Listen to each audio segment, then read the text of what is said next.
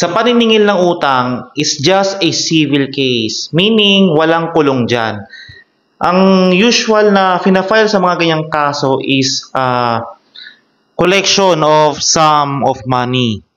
So sabi ng ating Constitution, no person shall be imprisoned for debt or non-payment of poll tax.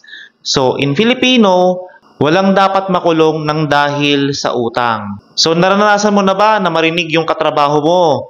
Nabaon siya sa utang and maraming credit card companies ang tumatawag sa opisina nyo. Ito yung kanyang madalas na sinasabi. Wala namang nakukulong sa utang eh. So bibigyan natin kalinawan yung old saying na yan na wala naman daw nakukulong sa utang. So just a reminder, this is an educational channel, so do not treat this video or my videos as legal advice.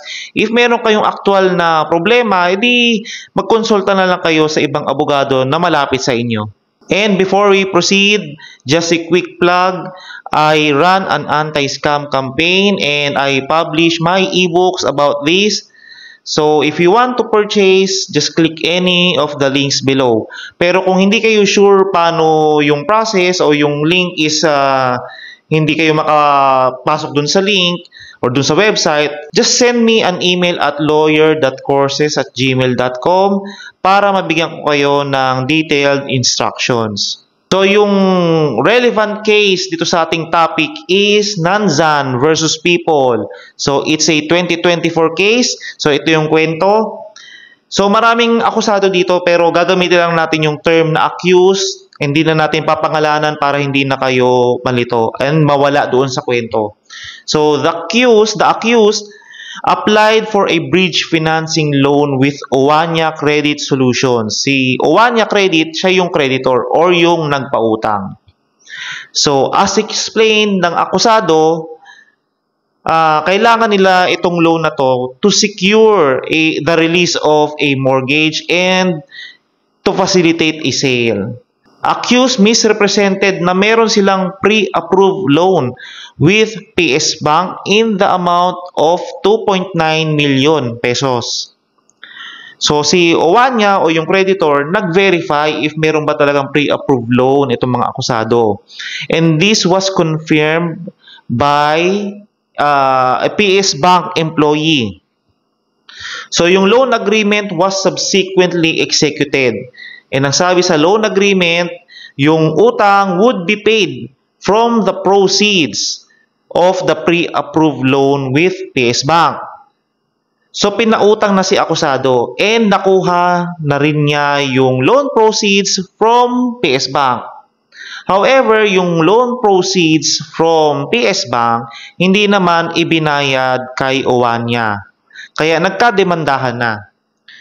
Based on the facts, it's clear, mayroong utang.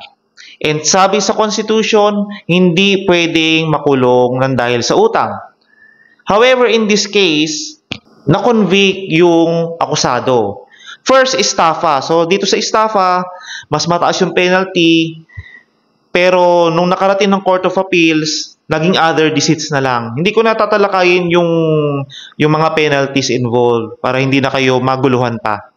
So, as ruled by the lower court or nung regional trial court, the RTC found that the prosecution was able to prove all the elements of the crime charge. Nanzan, ito yung isa sa mga akusado, made a fraudulent misrepresentation that the bridge financing loan would be paid from the proceeds of the PS Bank loan extended to spouses alterado. Relying on this misrepresentation, Owania Credit granted the bridge financing loan. However, the PS Bank loan proceeds were never turned over to it, in contravention of the terms of their agreement. This prejudiced Owania Credit in the amount of 2,565,325 pesos. So hanggang sa nakarating yan sa Supreme Court. And ang sabi dito ng Supreme Court, ito daw yung mga elements ng Article 318 or other deceits. So tagalogin ko na lang, ang akusado ay gumawa ng maling pagpapanggap o pandarayap o panlilinglang ang nasabing panlilinlang o pandaraya ay ginawa o sinagawa bago o kasabay ng pagsasakatuparan ng panlilinlang. And yung panghuli, as a result or bilang resulta nitong panglilinlang nito, ang biktima ay nakaranas ng pinsala o kapinsalaan. Okay, i-highlight ko lang to. Itong sinabi ng Supreme Court. It is likewise essential that such false statement or fraudulent representation constitutes the very cause or the only motive for the complainant to part with their property. So, sa madaling sabi, hindi ka naman dapat pautangin kung hindi dahil dyan sa representation mo na yan na kesyo may inaabang kang loan proceeds from PS Bank. So, yun yung ibig sabihin dyan sa kaso na yan. So, another case, si A nangutang kay B ng 1 million pesos and nag-issue siya ng check as a guarantee. So, this is very usual and very familiar. So, si A hindi nakabayad at tumalbog din yung kanyang cheque.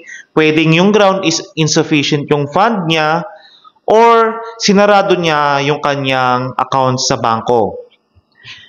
In this case, A may be held liable for the violation of BP Bilang 22 or the bouncing checks law. So, just check this video for more details. In sum, ito yung mga elements. To be liable for violation of BP 22, ito yung mga elements. The accused makes, draws, or issues any check to apply to account or for value. O katulad dito sa case natin, para doon sa utang, pambayad doon sa utang, or guarantee doon sa utang. Second element, the accused knows at the time of issuance that he or she does not have sufficient funds in or credit with the drawee bank for the payment of check in full upon its presentment. Or hindi siya nakapag-maintain ng sufficient fund doon sa kanyang account until the date na i-present yung cheque doon sa bangko and maklear itong cheque na to.